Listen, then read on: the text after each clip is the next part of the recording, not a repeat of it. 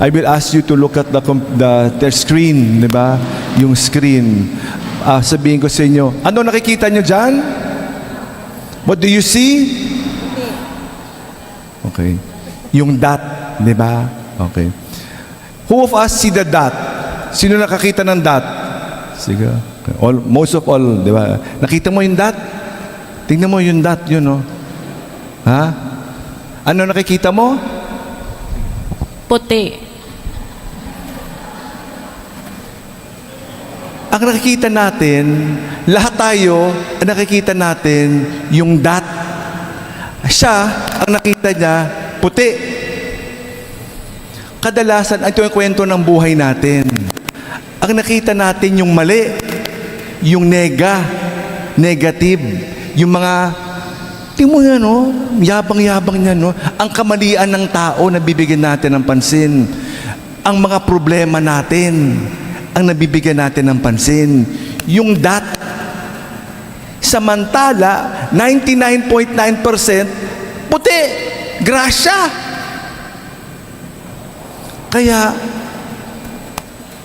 Kaya ganito tayo. Nakakalbo tayo kasi puros problema na lang. Naku, problema na lang. Ang dami-daming problema. Tama, maraming problema. Pero higit na mas marami ang grasya ng Diyos. Kung nakita natin ang kamay ng Diyos. Kaya nga sabi natin, ano nakikita? Yung mata. Ito yung ebanghelyo, di ba? Ano nakikita natin? O ano nakikita mo?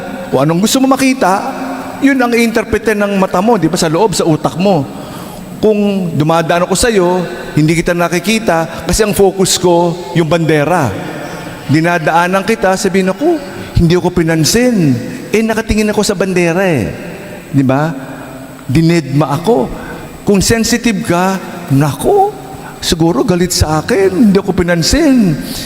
Kasi ang focus, ako. Di ba yung I. Nako, hindi ako pinansin. Nako, kasi ang marami tayong interpretation ng maraming bagay eh. Hindi natin makita ang kamay ng Diyos kasi ang nabibigyan ko ng pansin, ano nakikita ko? I. Ano pinapakita sa atin ng Diyos? Kung tayo nasa liwanag, makikita natin ang kamay ng Diyos. Kung tayo nasa kadiliman, ang hirap makita ang kamay ng Diyos. Nasa dilim eh. Pag nasa dilim, ay makikita mo ang kamalian ng iba. Kasi nasa dilim eh. Ako'y nasa dilim, ibabagsak ko na rin kita. Parang talangka mentality, di ba? Ibabagsak ko na lang kita.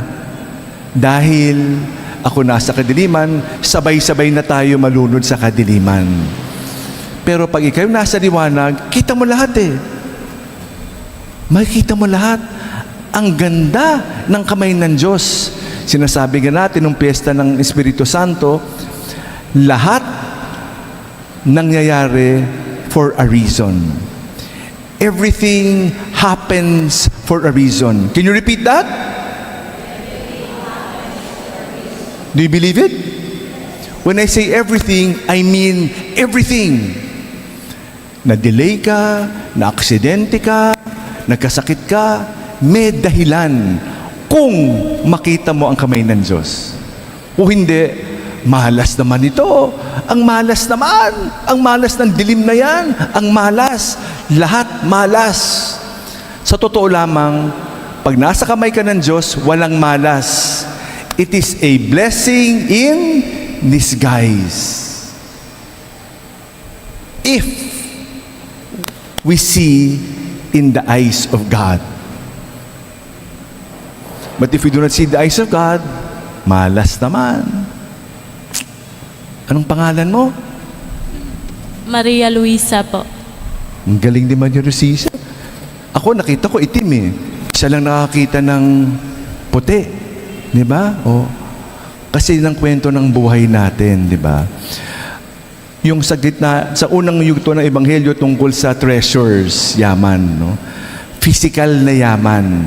Ang mata natin appreciate the physical yaman. Uy, yaman-yaman naman niya. Ganda-ganda niya.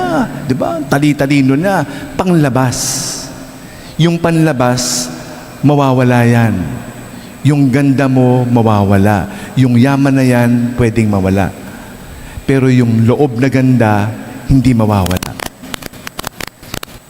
Wag physical, wag konkreto, wag panlabas. Hanapin natin yung panloob. Kinukwento, di ba? Nilihis tayo ng konti, pero maganda to ha, magandang aral eh. Ang hirap ng maganda, ang hirap ng mayaman.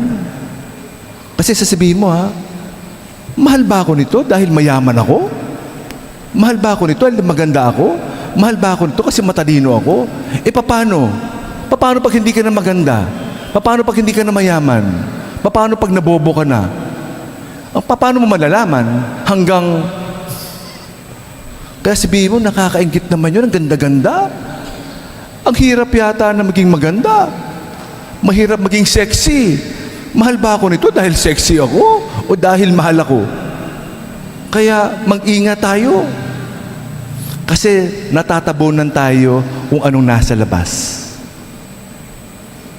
Mahalaga, hindi yung yaman, hindi yung talento, hindi yung napanlabas, kung hindi ano yung nasa loob.